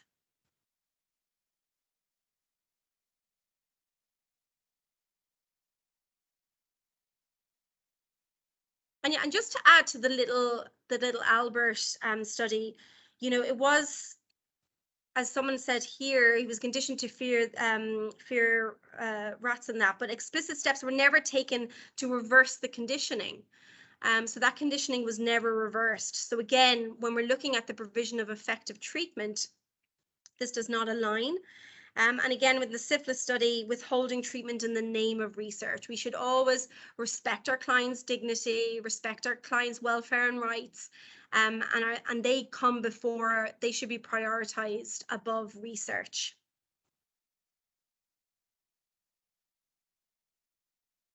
Another thing, when Sarah and I were preparing for this evening's session that we were discussing was the stuttering study does raise some questions about when we are establishing problematic behavior, establishing problematic behaviors where none previously existed. So when we look at the case of running functional analyses, and more generally, when you are decreasing a problematic behavior, how do you avoid reinforcing others? So I think that's an interesting pause for thought in terms of how do we ensure the provision of effective treatment and ensure that, you know, that supervisors are competent, like someone mentioned on the screen, that we do need to make sure that behavior analysts who are running behavior reduction procedures, who are running functional analyses, are supervised by competent behavior analysts who fully understand the process and how to ensure that we are ultimately doing no harm and providing effective treatment to our clients. Dr. Sarah, do you have anything to add to that? If you are speaking, no, I have mute. My computer's going a little slowly. No, I was just had my nose in reading what everyone said. I think the only one that I had been thinking of, these are great answers. The only thing I had been thinking of in terms of a foundational document that I don't think I've seen come up yet were some of the documents related to disability advocacy. So looking at Section 504 and looking at IDEA, a lot of those components of those talk about the right to effective education or accommodation as well. As I look at the time, can we pick one more and then switch over to some applications to novel? There's like so many good comments from the audience. We should have planned a 3-hour session. Sure. So are we thinking research and service delivery, informed consent maybe, or confidentiality? let's do confidentiality because I'll actually touch on research and service delivery and consent and assent in my application. So if we do confidentiality as the last one, and then does that work for you? Yeah, perfect. So if All you right, can just bring up that screen. Yep.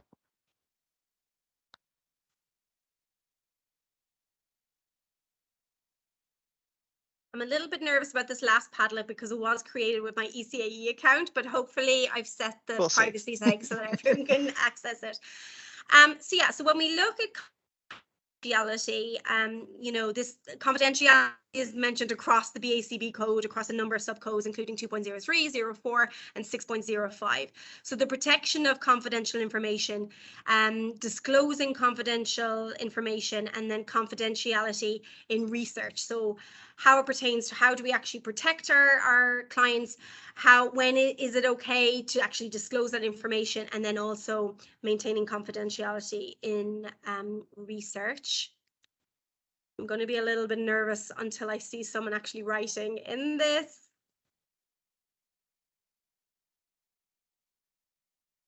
Yes, I do. Okay, great. Thank you. Okay, in which case I'm going to share my screen.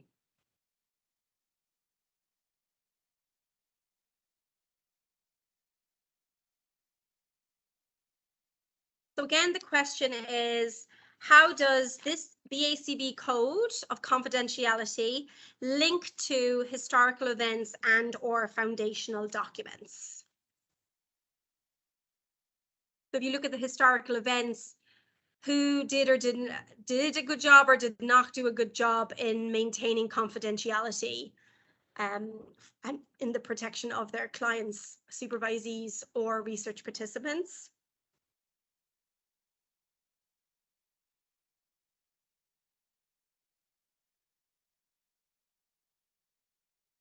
And or which foundational documents do we see confidentiality in? So everyone is straight in with Henrietta Lacks. Her confidentiality was incredibly violated, even to this day in COVID-19.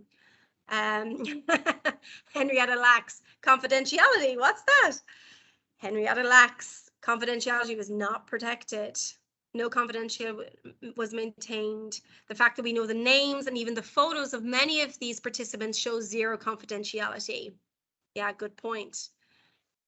In the syphilis study, sharing the results with others about the study and the participants.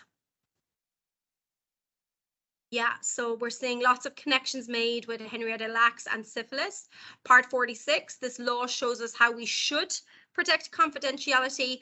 So again, the BACB code tells us, this is what we need to do. And then part 46, this law shows us how we should protect confidentiality. So kind of fills in that gap. Yes, so someone also relates it to the foundational document of the common rule and the protection of clients. And the Belmont report, where it talks about the respect for people. Absolutely.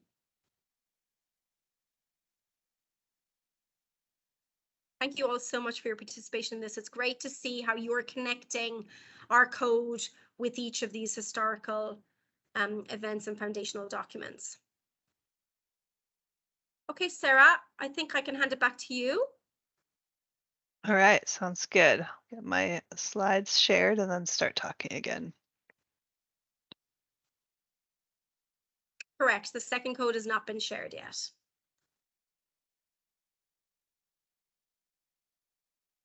Full screen. Perfect.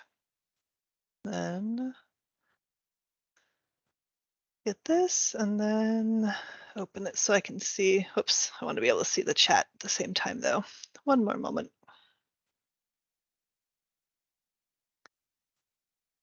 All right, so we're about to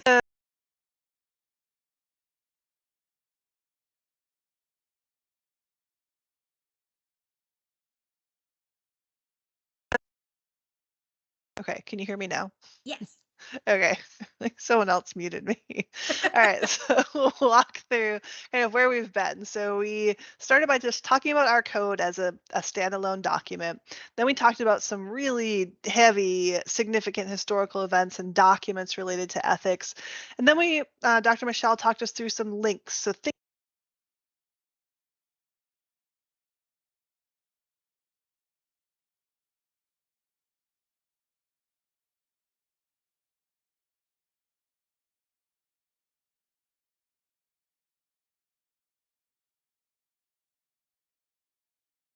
Sarah, you're muted.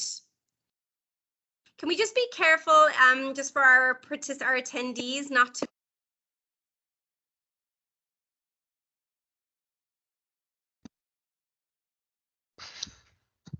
Can you hear me now? You're muted now, Michelle. Okay.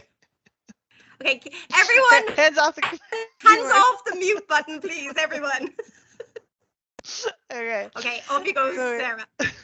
So you worked through these already. We will share the Padlets so you can kind of see if anyone had a really good idea. You can see those. We had created a lot. We just didn't know how chatty you all were going to be. We had one to talk about research and service delivery, which I'll get to in a moment. Informed consent, we're going to talk about that together as well. You just talked about confidentiality with Michelle, and then the core principle, as well as 3 items related to competence. So you can, I think you're thinking in this frame now about how these all relate to historical variables and documents that have been designed to protect people in clinical and research activities.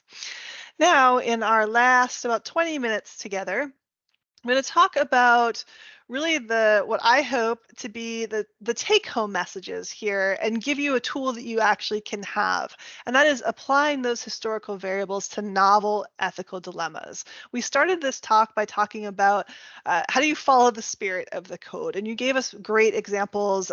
You're looking at professionalism and applying, making sure you're working within the culture that you're working in. And now hopefully you also can think about historical variables and foundational ethical documents if you're stuck in a dilemma that you can't figure out.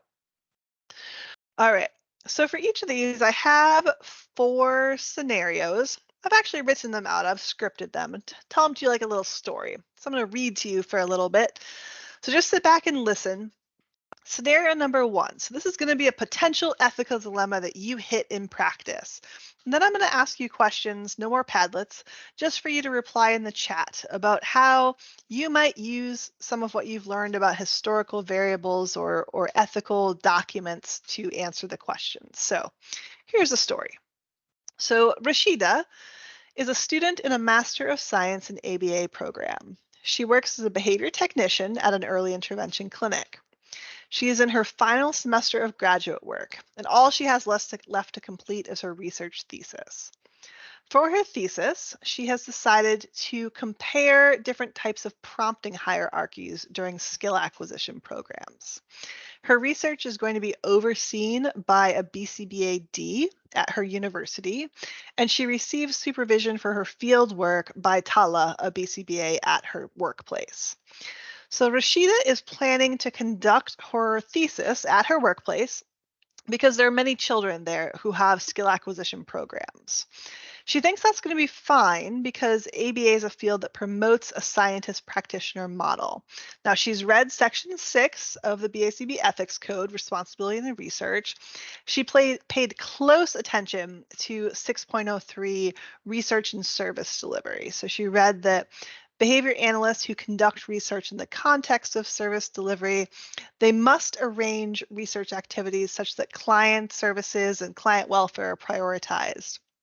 In these situations, behavior analysts must comply with all ethics requirements for both service delivery and research within the code.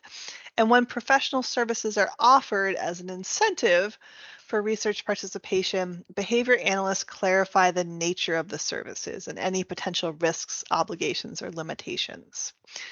So there's our situation. Rashida wants to do some research at her clinic. My guess is that many of you who have completed a master's degree probably have done a capstone project or a research thesis. So here are some questions. What do you think Rashida can do to make sure that client services and client welfare are prioritized? If she's going to adhere to, quote, the spirit of the code and the core principles, how might she proceed? What historical events should Rashida think about when she's planning her thesis? And what foundational documents might help her walk that line as a scientist practitioner? So if you'd be willing, talk to us a little bit in the chat about what it means to be a scientist practitioner. BCBAs who are out there, have you supervised supervisees who are doing research in clinical settings? What are some examples of clinical research that went very badly in our historical events. This one, there's no link. There's no other website to go to, just in the chat. Yeah, Alia, that's a great place to start us off. Is the research useful for the people that you're doing the research with? And that's really a question for who? Who can answer that question? Is it Rashida's job to answer it? Is it her professor's job? Who determines if the research is useful for the people that she wants to do it with? Yeah, Chao's saying informed consent, perfect, all the way back to Nuremberg Code on that one. Keeping the client confidentiality. Yeah, keeping those names, use some pseudonyms or some numbers. Really good one, Anna. Can the supervisor provide the right support? Both her like her doctoral level BCBA faculty member as well as her BCBA on the ground. Do they know what they're doing? Informed consent for sure. So I'll let those keep coming in. Yeah, as we talked about these, as we look at historical events, Willowbrook is probably going to be burned into your mind now as clinical research that went terribly wrong. They were not benefiting from it, but potentially Rashida's clients, if they have skill acquisition programs, looking at the best ways to use prompting hierarchies with them, as Alia was hinting at, I think might actually benefit from the results of that research. If you're looking for foundational ethics documents that could help here, definitely Declaration of Helsinki can help, as well as, sorry, let me get the chat back. Declaration of Helsinki can help, as well as the Belmont Report. That whole first section, Part A, about research and practice can be really helpful if you're a supervisor who is trying to provide guidance on clinical research. Yeah, wonderful. So does her supervisor have that expertise in the specific subject? I see that one coming through. Lovely. All right, so a few other resources. We'll plug our own workshop that's happening in 2 weeks. If research is something new to you and you want to get started in ABA research, we have another upcoming CEU event, another ethics CEU. Ours is going to be geared a lot towards research in the UAE, because I have a co-presenter, Ms. Belin from the Mohammed bin Rashid Center. They have an established research program. We're going to be talking about developing research questions, getting ethics approval, and more. So if you're interested in clinical research, you may want to come to that event in about 2 weeks' time. Another great place to go is Matt Norman and Haley Donahue just published an article in Behavior Analysis in Practice. I believe they published it open access, so if you follow that QR code, you should be able to get a copy. And it talks all about research ethics in practice. So if you are thinking about doing research at your clinic, this is a good resource to have. All right, scenario number 2 is setting up a research ethics, sorry, not a research, just an ethics review committee. So here's another scenario for you. So we'll talk about Ryan. Ryan is the director of a school that delivers ABA-based educational and clinical programming. When he was looking through the BACB's ethics code, he noticed that item 2.15, minimizing risk in behavior change interventions, says that when you are recommending or implementing restrictive or punishment-based procedures, we should comply with any review, for example, a human rights review committee. And so while at his school, at Ryan's school, it's not common to involve restrictive or punishment-based procedures, but there are a few students that have programs. So for example, there's a student who has a response cost program in his token economy. So he earns tokens for engaging in desired behavior, but see, he also can lose tokens for engaging in disruptive behavior. So given that response cost is a punishment procedure, Ryan realizes that there probably should be an ethics review committee. However, he's not sure how he should go about setting up one at his school. So here again, how should he start? What are some historical events that suggest the need for ethics review committees? And what documents might provide Ryan with some guidance on how to set up an ethics review committee? or if you have any advice on setting up an ethics review committee.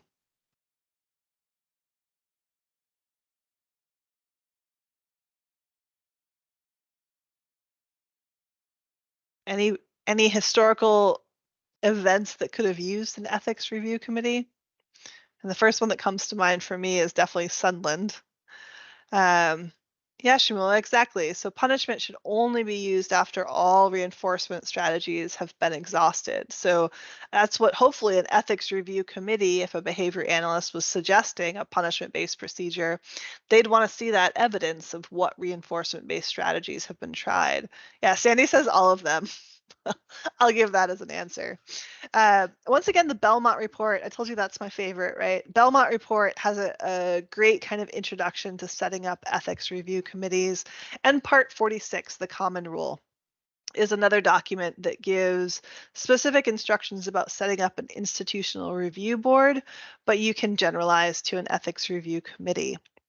As another resource that may be helpful for you, David Cox published a paper in Behavior Analysis in Practice in 2020 that is a guide to establishing ethics committees in behavioral health settings. So if you are interested in setting up a committee in your workplace, his article serves as a great place to start for that. Again, we'll share all of the resources. Now, as we get into, we only have about 5-7 minutes left. So just kind of, I won't ask you for answers to all of these, but other scenarios that thinking back to the historical variables and foundational documents might be useful is, for example, understanding, assessing, and minimizing risk. So I don't know if you've noticed, but if you read through the Behavior Analyst, the Code of Ethics, it mentions risk over 20 times, over minimizing risk, avoiding risk, managing risk, but it's never actually defined what is risk. So this is another place where we found that it probably could be pretty useful to go back and look at what these risky situations were, and then some of the documents, Declaration of Helsinki, Part 46, the Common Rule, those can help you think about how to define risk in your own setting. And then one of my favorite passions that I'm into right now is assent and obtaining assent. So this is, Dr. Michelle and I have another paper under review about assent right now, but we can talk about assent. The Behavior Analyst Certification Board offers a definition of assent, and it's something about vocally or non-vocally kind of demonstrating agreement to participating in the activities. It refers to both clinical as well as research activities. But there's a lot of room left for interpretation of when assent needs to be obtained, how it should be obtained, what is meaningful assent. So this hopefully we'll have another CEU event for you sometime all about obtaining assent. But for now, I'll leave you with one other resource. This paper that was recently published in 2022 in Behavior Analysis in Practice shows a way to actually work with intervening on dangerous, challenging behavior while also making sure that you're obtaining assent from participants. So if you're interested in kind of a potentially more meaningful way of obtaining assent in clinical practice, this might be a paper that you want to go look at. All right, we're into our last 5 minutes. So this is kind of the walkthrough that we've had so far. I'm scared to go back to a Menti. What I was going to have you do is go back here and kind of reflect back about those questions that we had at the beginning. I won't make you go to this, but I will just kind of show you what those questions were again, so you can reflect on them. So let me bring this over.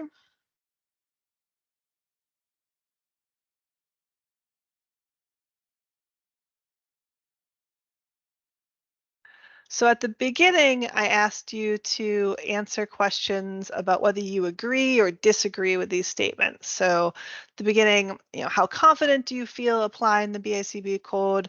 How often do you encounter ethics questions in your work? How much do you know? Do I know a lot about the history of professional ethics? And do I know what to do when the BACB code doesn't give explicit guidance? So I was going to have you come back and do another one, but kind of rate for yourself whether any of these have moved more towards agree during our time together tonight. So we will wrap up. Dr. Michelle is going to start putting some links in the chat if she hasn't already. Of course she has. She's on it. We want to thank you so much for being here tonight. You were an incredible audience that was flexible to transition over from WebEx to come join us in Teams and then to participate the whole way through.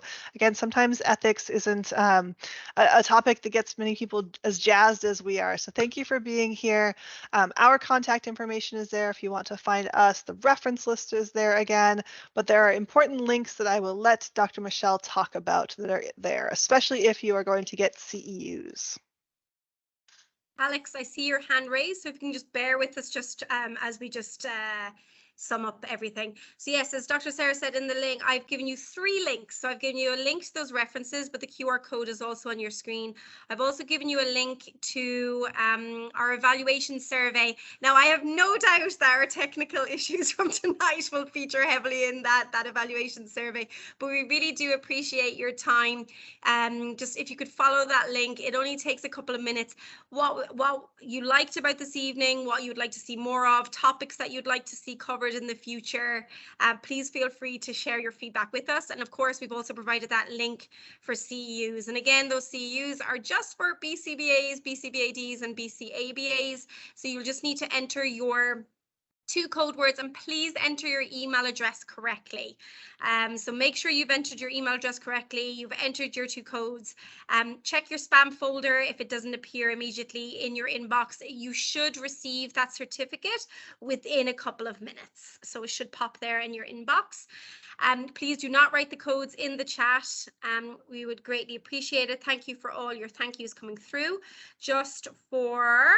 To make it easier, I'm going to repost those links to the evaluation survey and to the CEUs again for those of you who have missed it.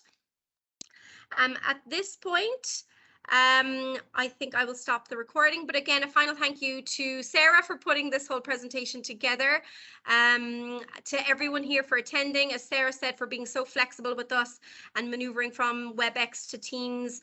Technology issues happen, and I just appreciate that you stuck with us and were very patient and understanding. So thank you all so much for your support. And as you can see on the screen, our next event is on November 8th. This is back-to-back sessions. So we're going from 5 to 7 p.m. So it's a 2-hour session where you get 1 supervision CEU and an ethics CEU. So it's awesome. So from 5 to 6, Dr. Sarah and Miss Bailin will be giving you access to a free BACB ethics CEU, and then Miss Sharifa Yateem will be talking about therapist burnout in the ABA Journal Club, and you'll have access potentially to getting a supervision CEU. So we hope that you all are able to join us. Thank you so much. Yes, Teresa, we are trying to spoil you with CEU events. We do know that everyone is, it's sometimes tricky to get those supervision and ethics CEUs. So we do want to be mindful of that too. And it's such an important issue. So we're so glad to be able to be given the opportunity and the platform to speak about these issues. So at this point, I'm going to stop the recording, and then I shall